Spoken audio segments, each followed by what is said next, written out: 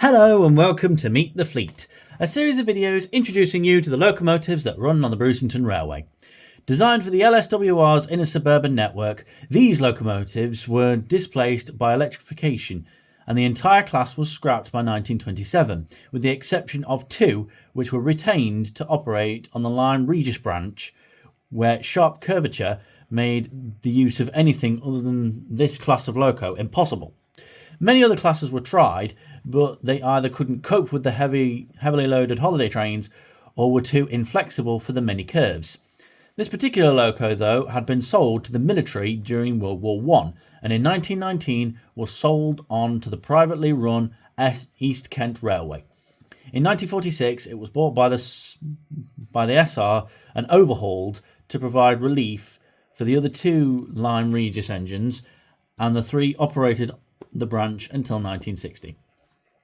Number 488 was chosen by the Bluebell since out of the three it was the closest to original condition at the time of withdrawal, having the original Adams boiler.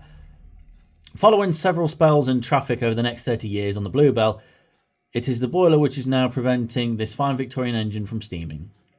In 2019 it was repainted into the last livery it carried when running on the Lyme Regis branch as number 30583 to match the two existing ex-LSWR locomotives which were visiting for the branch line weekend that year.